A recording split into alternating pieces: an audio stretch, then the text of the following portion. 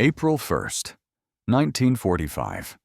Dawn breaks over Okinawa with a damp, choking mist clinging to the ridgelines. I can almost feel it as I describe it. The humid air pressing against skin, the sour smell of churned earth, cordite, and rotting vegetation. American Marines move cautiously through terraced fields and shattered stone walls, boots sinking into mud darkened by weeks of bombardment. Somewhere ahead, unseen, silent, an enemy waits. Not with a rifle, not with artillery, but with something far cheaper. Something small enough to disappear into a trembling hand. Something that would come to terrify seasoned combat veterans far more than its crude appearance ever should have. I have studied many weapons of the Second World War: tanks, battleships, flamethrowers, and aircraft that reshaped history. But few left such a deep psychological scar on the men who faced them as this deceptively simple Japanese grenade on Okinawa. Cheap to manufacture, primitive in appearance, yet devastating in effect. And in the hellish close-quarters fighting of the Pacific, it became a weapon of terror. At first, the Americans didn't understand it. Reports came in fragmented, confused, often dismissed. Marines spoke of Japanese soldiers rushing from caves, from spider holes, from trenches blasted flat by naval guns, clutching grenades, screaming, sometimes smiling. Others spoke of grenades that did not explode immediately, that hissed, rolled, waited, and then tore bodies apart seconds later. This was not the clean, predictable warfare they had trained for. This was something far darker. I want to take you back further, long before Okinawa, to understand why this weapon existed at all. Japan entered the 1930s with a problem. The Imperial Japanese Army was vast, but its industrial base lagged far behind that of the United States or Britain. Steel was precious. Explosives were rationed. Manufacturing needed to be fast, cheap, and adaptable to mass production. The Army also believed deeply in infantry-centric warfare, close combat, shock, and moral superiority. They expected soldiers to fight at intimate distances, often within meters of the enemy. In that environment, the grenade became essential. The Japanese Type 97 and later Type 99 hand grenades were not technological marvels. They were, in many ways, brutally simple. Cast iron or steel bodies with segmented exteriors filled with picric acid or TNT, ignited by a percussion fuse. No safety lever like American grenades. No complex arming mechanism. Instead, a striker cap on top. To arm it, a soldier struck the grenade sharply against a hard surface, his helmet, a rock, the butt of a rifle, then threw it. This alone made Allied soldiers uneasy. Captured grenades could detonate if mishandled. Accidents were common, but the real terror lay in how the Japanese used them. By 1945, Okinawa was not a conventional battlefield. It was a maze of caves, tunnels, reverse slope defenses, and concealed firing positions. Japanese General Mitsuru Ushijima had abandoned the idea of repelling the Americans at the beaches. Instead, he planned to bleed them inland, slowly, methodically. Every hill, every ravine, every ruined village would be contested. And in that environment, the grenade reigned supreme. I've read after-action reports from Marines who described advancing cautiously, rifles raised, flamethrowers ready, only to have a Japanese soldier erupt from the earth at arm's length. Sometimes the grenade was thrown. Other times, it never left the hand. This is where the cheap Japanese grenade crossed a psychological line. Japanese doctrine emphasized gyokusai, honorable death.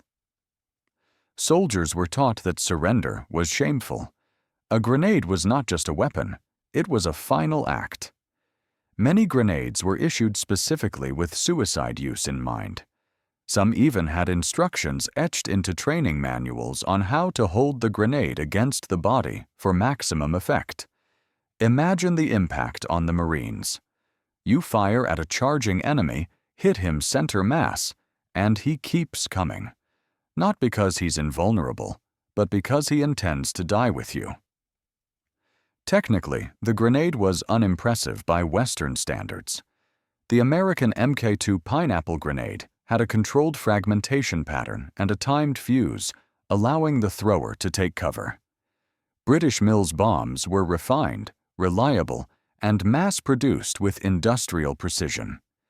Japanese grenades, by contrast, often had inconsistent delay times. Some detonated almost immediately. Others took longer than expected. But in Okinawa, unpredictability became an advantage. I've stood on those battlefields decades later, tracing the terrain. Narrow gullies, sharp coral ridges, visibility measured in feet, not yards.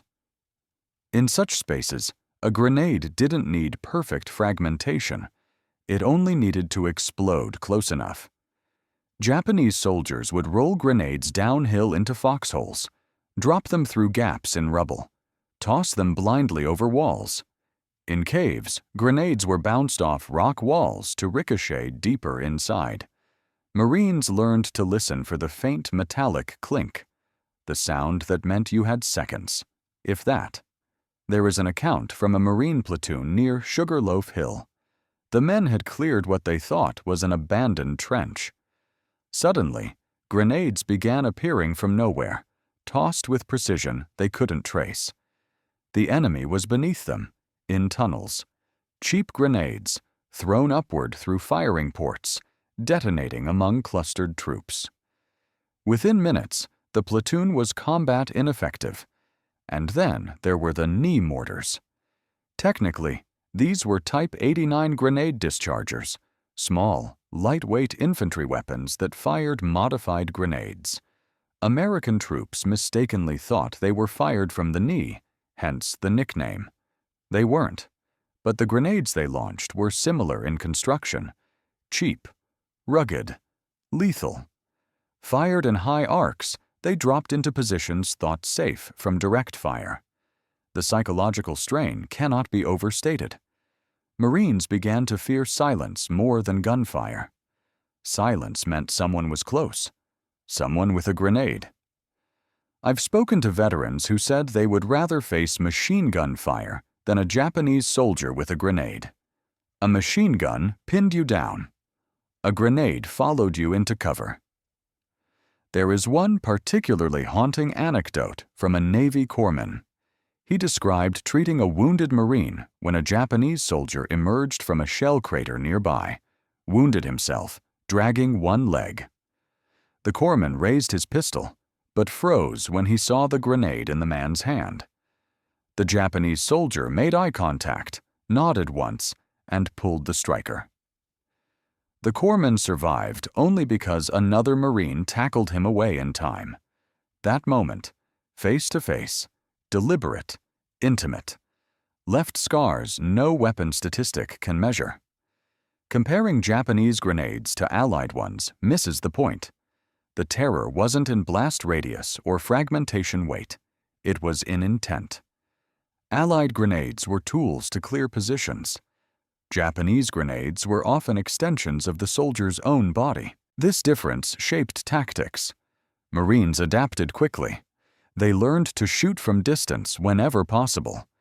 They used flamethrowers not just to kill, but to deny access, to burn out caves so no one could rush from them. They posted guards specifically watching for grenade attackers. They even changed how they slept, spreading out more, digging deeper. Yet despite these adaptations, the grenade remained effective until the very end. By June 1945, Okinawa was effectively lost for Japan. But the fighting did not stop. Even as organized resistance collapsed, individual soldiers continued to emerge from hiding, grenades in hand.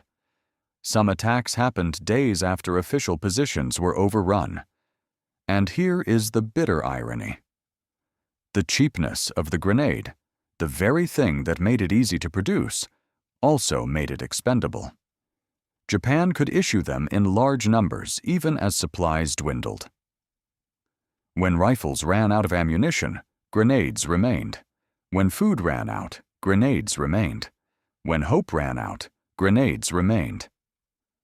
In the final accounting, thousands of American casualties on Okinawa were attributed to grenades, many from close-range attacks, not strategic weapons, not advanced technology, but a simple explosive, used with terrifying resolve.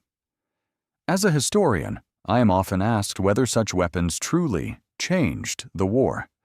Tanks win battles, aircraft win campaigns. But weapons like this shape memory. They define how wars are remembered by those who fought them. The Japanese grenade did not stop the invasion. It did not turn the tide, but it left an imprint on every Marine who survived Okinawa.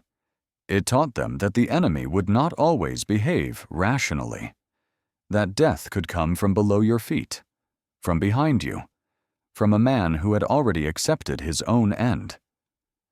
When I walk those fields now, birds sing where artillery once thundered.